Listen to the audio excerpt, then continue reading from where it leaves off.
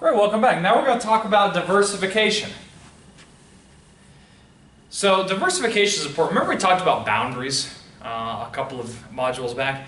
So the first part of diversification is you have to ask what businesses are we actually in right now. Okay. Then you have to ask about that industry that you're thinking about entering. How attractive is it? Of course, that's when you start getting strategic group mapping, the BCG, and the GE matrix. We've already talked about that. And then, of course, the same thing. Can you establish a competitive advantage within the new industry? And I briefly mentioned that from the 50s all the way through the 80s, you had the conglomeration movement where you focus on multiple unrelated acquisitions, and that was done primarily for corporate governance reasons, to promote the pay package of senior executives.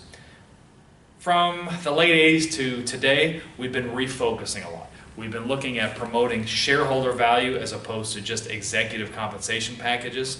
We've also had a variety of economic crises, so that's had turbulence. And there's also been a huge array of new management thinking, particularly with regards to stakeholder value. So related versus unrelated diversification. When you buy firms that give you related diversification, you have a greater potential for economies of scope.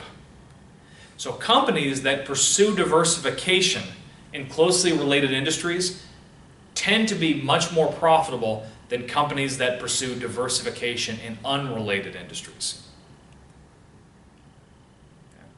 Now, relatedness tends to be measured by the degree of similarity in terms of technology, in terms of markets, and in terms of core competencies. And so the thing that you have to ask is, does a diversification promote or detract from the overall corporate identity? Now, when you talk about diversification versus related versus unrelated, you also have to ask the general question, should we even diversify to begin with, related or unrelated? Of course, you can diversify in order to enhance your growth potential. It can also result in risk reduction. By participating in multiple industries, you're not putting all your eggs in one basket. Now, you can also enjoy economies of scope when you've got common resources, whether that's tangible or intangible resource or even just organizational resources. You've got a parenting advantage, and of course you can create internal markets and internal customers for the things that you are producing. Great. So our next video, we're going to talk about international strategies. Looking forward to seeing you then.